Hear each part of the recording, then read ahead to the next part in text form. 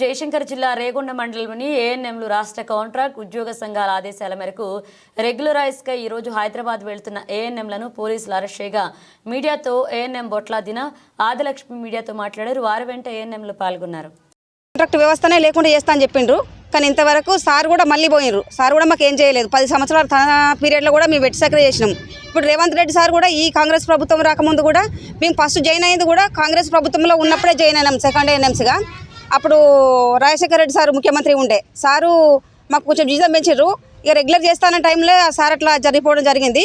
ఇప్పుడు కాంగ్రెస్ ప్రభుత్వం నడుస్తుంది కాబట్టి దయచేసి రేవంత్ రెడ్డి సారు మాకు రెగ్యులర్ చేయండి. ఎందుకంటే మాకు వయసు అయిపోతున్నది. మా పిల్లలు చాలా జీతాలతో మా పిల్లలను సరిగా పోషించుకోలేకపోతున్నాము, మేము సరిగా ఉండలేకపోతున్నాము. 12 గంటల డ్యూటీ అంటున్నారు. ప్రతి ఒక్కటి ఆన్లైన్. గవర్నమెంట్లో ఇప్పుడు హెల్త్ డిపార్ట్మెంట్లో సెంట్రల్ గవర్నమెంట్ స్కీములు కానీ స్టేట్ గవర్నమెంట్ స్కీములు కానీ ఏవైనా సరే వస్తే ప్రతిదీ ఆన్లైన్ వర్కే అవుతుంది. ఆన్లైన్ వర్క్ అంటే మేము విలేజ్ పర్పస్లో వెళ్తే మాకు విలేజ్లో నెట్వర్క్లు చక్కగా ఉండట్లేదు. అక్కడ ఆఫ్లైన్ చేయడం అవుతుంది, ఇంటికి వచ్చి ఆన్లైన్ చేయడం అవుతుంది. ఇంటి దగ్గర ఒక్కరోజు 12 అవుతుంది సార్. మేము పడుకునేసరికి మా భర్తలకు సమయం తిండి పెట్టుకోలేదు, పిల్లలకు సమయం తిండి పెట్టుకోలేదు. మేము ఇంట్లో సరైన పని చేసుకునేది లేదు. మాకు అసలు ఏమైనా డ్యూటీ మా ఆరోగ్యం అంతా ఖరాబ్ అయింది. కరోనా టైంలో సార్ మేము చేయని డ్యూటీ అంటే లేదు, మేము మాకు టైమింగ్స్ లేవు. కరోనా టైంలో మాకు అసలు డ్యూటీ టైమింగ్స్ అనేవి లేవు సార్. చాలా మట్టుకు మేము సఫర్ అయినాం.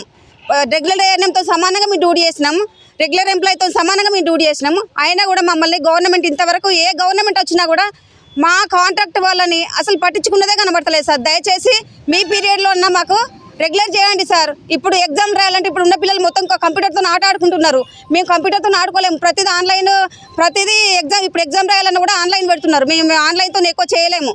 దయచేసి మాకు రెగ్యులర్ చేయడానికి ప్రయత్నం చేయండి సార్. మేము కోరుకునేది ఇది ఒకటే, రెగ్యులర్ చేస్తే మమ్మల్ని ఇంతకంటే మాకు పుణ్యం ఏమి ఉండదు. మేము మిమ్మల్ని హైదరాబాద్లో ఇవాళ కలవడానికి వద్దామనేసి మీకు ఒక రిప్రజెంటేషన్ ఇచ్చి మా బాధలు చెప్పుకుందామని వద్దామని మేము రెడీ అయినాం. మమ్మల్ని రేగొండల సిఐ వాళ్ళు ఎస్ఐ వాళ్ళు ఆపేసినారు. ఇక్కడ పోలీస్ స్టేషన్లో పెట్టారు. నైట్ 7 గంటల నుంచి వెళ్ళి మేము పోలీస్ స్టేషన్లో ఉన్నాం సార్. ఎవరు నమ్మట్లేదు మమ్మల్ని. దయచేసి ఈ ఆడపిల్లల మీద ఇట్లాంటివి ఆపేయండి. ఉన్న ప్రభుత్వం కూడా, పోయిన ప్రభుత్వం అదే పనిచేసింది. అసలు ఏ మీటింగ్కి వెళ్ళనియలేదు, ఏ చేయనియలేదు మమ్మల్ని. ఇప్పుడు మీ పీరియడ్లో కూడా అట్లా జరగడానికి వీల్లేదు సార్. మీరు అక్కడ అవి కూడా కొట్టారు, ఇక్కడ ఇవి కూడా కొట్టారు. నాకు ఏమైనా ప్రాబ్లం ఉంటే డైరెక్ట్ వచ్చి నన్ను కలవమన్నారు, కానీ మమ్మల్ని కలవంచే పరిస్థితి లేదు సార్. మేము రాలేకపోతున్నాము, మమ్మల్ని రానియట్లేదు. దయచేసి మీరు మాకు రెగ్యులర్ చేయండి. రెగ్యులర్ చేయడం మీకు వల్ల కాదంటారా? మాకు హైకోర్టు తీర్పు ఇచ్చింది, సమాన పనికి సమాన వేతనం అని ఒక తీర్పు ఇచ్చింది కదా.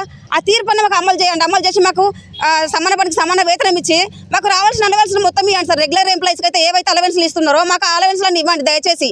ఇట్లానే చేయండి సార్. మీ పీరియడ్లో ఉన్న మాకు ఇది ఒక సాయం చేసి పుణ్యం కట్టుకోండి సార్. మేము ఇప్పుడు 17 సంవత్సరాల నుంచి చాలా ఇబ్బంది పడుతున్నాం సార్. దయచేసి మీరు మాకు పని చేయాలి. మాకు ఈ కాంట్రాక్ట్లో ఉన్న 17 సంవత్సరాల నుంచి చేస్తున్న వాళ్ళకన్నా చేయండి సార్ ప్లీజ్. దయచేసి 5 సంవత్సరాలు చేస్తేనే రెగ్యులర్ చేస్తామన్నారు కాంట్రాక్ట్ వ్యవస్థలో. ఇప్పుడు మేము 15 సంవత్సరాల నుండి చేస్తున్నాం సార్. చాలా కష్టపడుతున్నాం. నేనంటే నేనే అని కాదు, ఒక్కొక్కరికి 50 సంవత్సరాలు చిల్లర ఉండాలి ఉన్నారు సార్. దయచేసి మా సెకండ్ ఏఎన్ఎంలలో మీరు దయచేసి రెగ్యులర్ చేయండి సార్. జిల్లా రేగొండ పిఎస్లో నేను సెకండ్ ఏఎన్ఎంగా పనిచేస్తున్నాను. నేను సెకండ్ ఏఎన్ఎంగా పనిచేయడం 2009లో జాయిన్ అయినాం. మేము ఇప్పుడు హైదరాబాద్కు రెగ్యులర్ కోసం పోదామంటే నిన్న నైటు 7 గంటలకే నన్ను హౌస్ అరెస్ట్ చేసి తీసుకొచ్చి పోలీస్ స్టేషన్లో పెట్టిళ్ళు.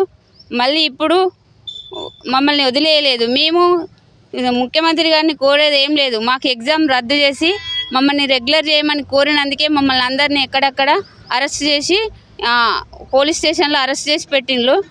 మేము ముఖ్యమంత్రిని కోరేది ఏం లేదు. ఎగ్జామ్ రద్దు చేసి మమ్మల్ని రెగ్యులేషన్ చేయమనండి. అలా సాధ్యం కాకుంటే మాకు గ్రాస్ సాలరీ ఇచ్చే అలవెన్స్ అన్ని మాకు ఇవ్వమని కోరుతున్నాము. మేము 15 సంవత్సరాల నుండి కాంట్రాక్ట్ పద్ధతిలో వెట్టి చాకరీ చేస్తున్నాము.